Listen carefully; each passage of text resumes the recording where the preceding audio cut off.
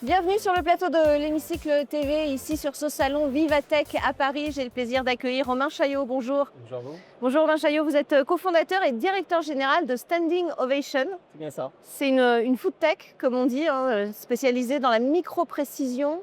C'est ça, la fermentation de précision. Voilà, c'est ça. Donc, de la food tech, c'est de la biotechnologie, mais s'adresse à la nourriture. Alors c'est très intéressant parce que vous êtes microbiologiste de formation. C'est ça. Est-ce que vous pouvez nous dire comment on passe de la microbiologie À la food à la tech. tech? Alors moi, je suis ingénieur agronome de formation et microbiologiste. Et donc finalement, chez Standing Ovation, on mélange un peu ces deux compétences.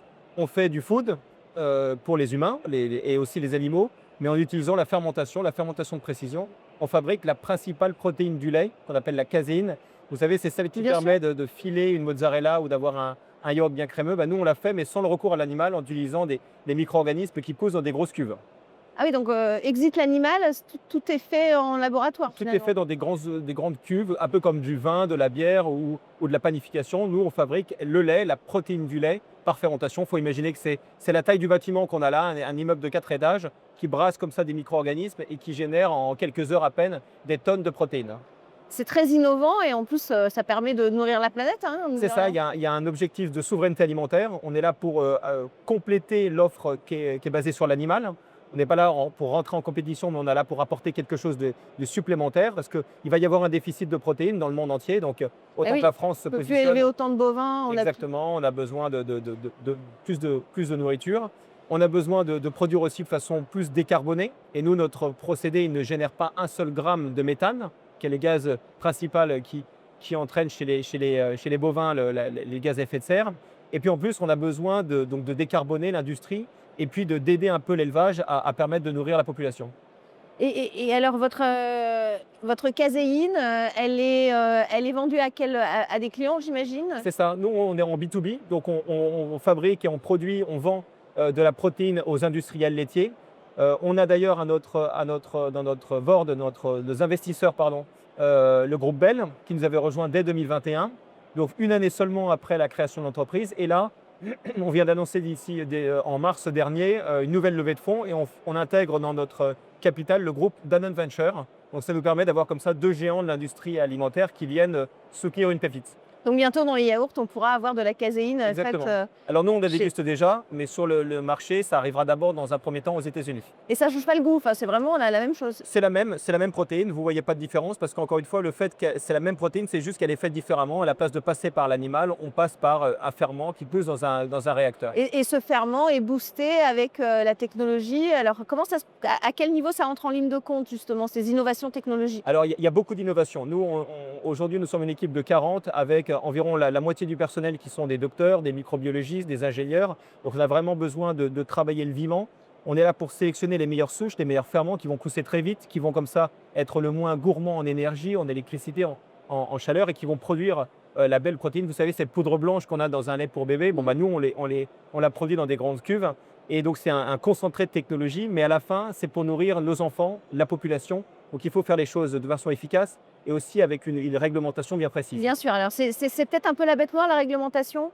Vous me le disiez, en France, est-ce qu'on n'a pas trop de réglementation ou est-ce que ça ne va pas suffisamment rapidement, finalement, quand on innove? Oui, tout à fait. Moi, j'aime bien la réglementation parce qu'encore une fois, il faut que les Oui, surtout dans consommateurs. l'alimentaire. Exactement, le consommateur final, il puisse savoir ce qu'il consomme et savoir que derrière, il y a eu un processus qui a été bien balisé. Je me dis toujours, il faut que je puisse le donner à mes enfants. Bien sûr. Et donc, la réglementation, elle est là pour donner un cadre. C'est vrai par contre qu'il y a d'autres pays qui analysent le dossier réglementaire un peu plus rapidement. Là où aux États-Unis, je vais avoir les autorisations dès cette année, en Europe, il va me falloir une année de plus pour un même dossier. Donc, voilà, Oui. il y a peut-être un gap à combler. Des efforts à faire à ce niveau-là.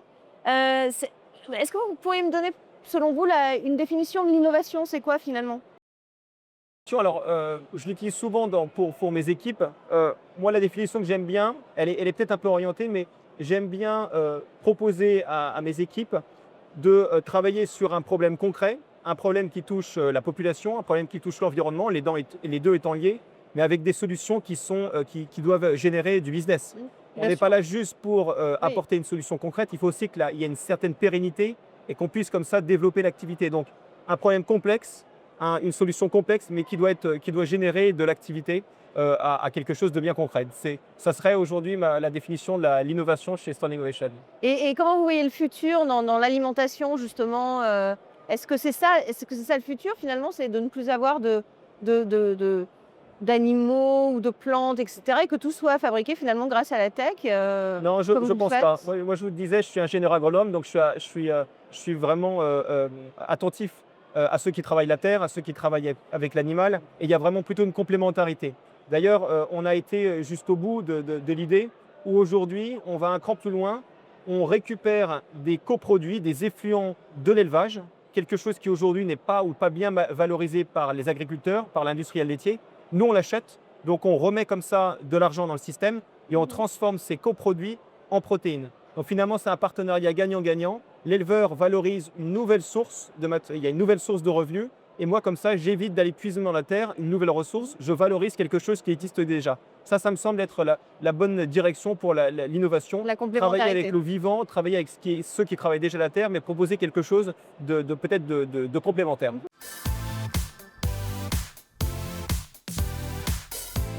Question un peu plus politique peut-être à présent. Si vous aviez justement une belle idée à soumettre à nos gouvernants pour que la France soit une belle nation d'innovation demain, ce serait laquelle?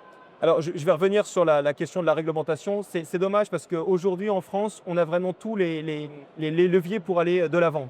On a des personnes qui savent faire de la fermentation. En France, on sait faire du vin, du pain, du fromage. On est vraiment experts en domaine.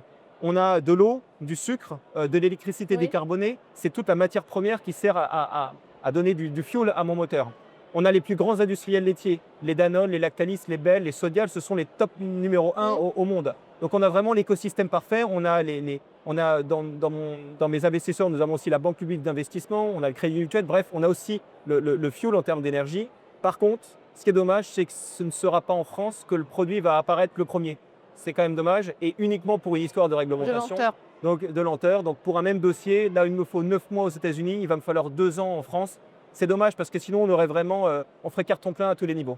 Message entendu, en tout cas, on espère que ça ira plus vite. Merci Romain Chaillot, merci beaucoup d'avoir participé à cette émission, l'Hémicycle TV, sur ce salon spécial Vivatech. Merci pour votre fidélité. On se retrouve très très vite pour un prochain numéro.